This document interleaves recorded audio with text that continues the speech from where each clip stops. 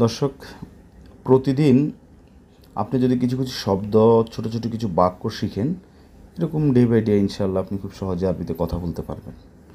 Okay fine, ইনশাল্লাহ। তো একটা জিনিস মনে রাখবেন, আমরা সর্বপ্রথম বেসিক কথোপকথন শিখব। তো অনেকে আমাকে বলে যে ভাই, ইউটিউবে দেখার পর মনে থাকে না, খাতায় লিখতে হয়, সময় নেই, অনেক ব্যস্ত, এটা সেটা ইত্যাদি। তো একটি বই হলে ভালো হয়। বই তৈরি করেছি ইনশাল্লাহ। এখন আপনি খুব চিন্তা করতেছেন, আমি কি নিব কি নিব না, এত টাকা খরচ করব কি করব না, তাই না? এটা আপনার একদিনের চায়ের পয়সাও না, বা একদিনের কামলার হাজিরাটা দিবেন আমাকে। সো ফাইন, আলহামদুলিল্লাহ। একবার ইউ ক্যান ট্রাই, হ্যাঁ, আপনি দেখেন ইনশাল্লাহ। ওভারঅল আমার ক্লাসগুলো যদি ভালো লাগে, ভিডিও নিচে আমার হোয়াটসঅ্যাপ আছে, আমাকে নক করেন, SMS পাঠান। প্রথম এখানে যে বাক্যটি লিখেছি দেখেন, হাদা লেশ ওয়াজেদ। এটা এত বেশি বড় কেন? লেশ মানে কি? কেন? ওয়াজেদ মানে অনেক বেশি বুঝাতে, জিয়াদা মানেও বেশি, জিদ্দান মানেও বেশি, কবির মানে বড়। তো তুমি এত কথা বলো কেন? ইনতা লেশ লেশ জিয়াদা কালাম, এটা বলতে পারেন। অথবা বলতে পারেন ইনতা লেশ গিরগির। গিরগির, এটার সংক্ষেপে এটার উত্তর হচ্ছে বেশি কথা বলা। আর জিয়াদা মানেও বেশি, কালাম মানে কথা। জিয়াদা কালাম বেশি কথা, কালাম মানে কথা। ইনতা লেশ জিয়াদা কালাম, তুমি এত কথা বলো কেন? ইনতা লেশ জিয়াদা বা ওয়াজেদ কালাম, তুমি এত কথা বলো কেন? দর্শক, আমি লিখেছি হাদা লেশ ওয়াজেদ কবির। এটা এত বড় কেন? মনে করেন আপনি কাউকে ছোট আনতে বলেছেন, পরে দেখতেছেন যে এটা অনেক বেশি বড়, তখন আপনি বলতেছেন হাদা লেশ ওয়াজেদ কবির, হাদা লেশ ওয়াজেদ কবির, এটা অনেক বেশি বড় কেন? Okay fine. তাহলে আমরা এই বাক্যে শিখেছি হাদা মানে এই, লেশ মানে কেন, ওয়াজেদ মানে বেশি, জিয়াদা মানে ও বেশি, কবির মানে বড়। তো কবির মানে বড়, তাহলে কি ছোট মানে কি? সগির মানে ছোট। ফাইন, ওকে। এখন আপনি বুঝার পরে এখানে যতগুলো শব্দ আমি দিয়েছি, প্রত্যেকটি শব্দ দিয়ে একটু different different you have to make the sentence. বাক্য তৈরি করতে হবে আপনাকে। যেমন হচ্ছে, আমি প্রথমে এখানে কী দেওয়া আছে? হাদা। আচ্ছা, বলতে পারেন হাদা মাল, হাদা মাল সাইয়ারা, এটা গাড়ি। মাল মানে দ্রব্য সামগ্রী, কোনো জিনিস, মাল। হাদা সাইয়ারা, হাদা সাইয়ারা, এটা গাড়ি।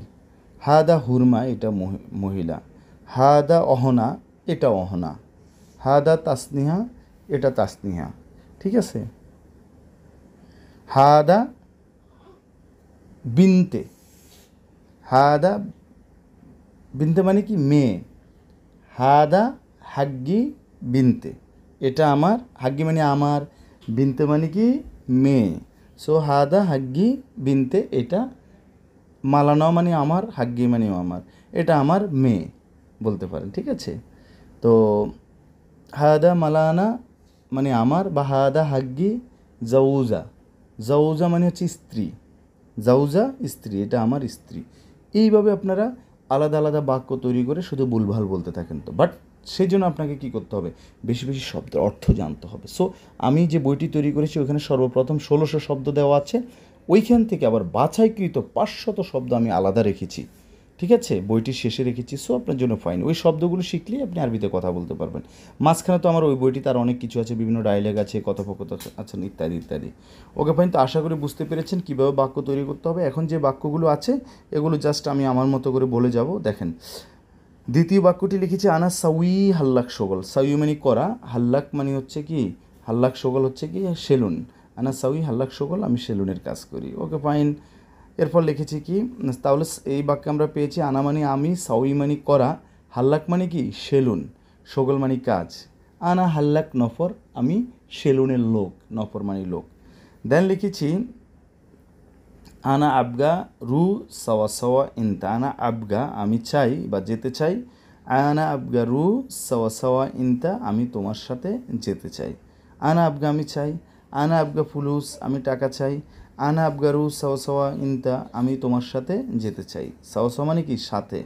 ইনতা, আনা আবগা রু, আমি চাই বা যেতে। আনা আবগা রু সাওয়া সাওয়া ইনতা, আমি তোমার সাথে যেতে চাই। নেক্সট লিখেছি কি? আমি তোমার সাথে যেতে চাই। Okay fine. আচ্ছা, আনা আবগা রু সাওয়া সাওয়া ইনতা, সাওয়া সাওয়া মানে কি? সাথে। এরপর লিখেছি কি? ইনতা লেশ গিরগির। গিরগির মানে বেশি কথা বলা। লেশ মানে কেন, ইনতা মানে তুমি। আমরা এভাবেও বলতে পারি ইনতা লেশ জিয়াদা কালাম, তুমি বেশি কথা বলো কেন? ইনতা লেশ ওয়াজেদ কালাম, তুমি অনেক বেশি কথা বলো কেন? সো ওয়াজেদ মানে বেশি, জিয়াদা মানে বেশি, জিদ্দান মানে বেশি, এভাবে বাক্য তৈরি করেন। ইনতা মানে তুমি, লেশ মানে কেন। আপনি কেন দিয়ে আপনি ইচ্ছা করলে 100 বাক্য তৈরি করতে পারেন। অ্যাট লাস্ট যে বাক্যটি লিখেছি সেটা হচ্ছে আনা আরেফ, আমি বুঝতে পেরেছি। আরেফ মানে বুঝতে পারা, আনা মানে আমি। আনা আরেফ, আমি বুঝতে পেরেছি। হুয়া ওয়াইন মৌজুদ, হুয়া মানে সেই, ওয়াইন মানে কোথায়, মৌজুদ মানে আছে। সো আনা আরেফ, আমি বুঝতে পেরেছি। হুয়া ওয়াইন মৌজুদ, ওয়াইন মৌজুদ, মৌজুদ মানে আছে, সে কোথায় আছে। থ্যাংক ইউ, আসসালামু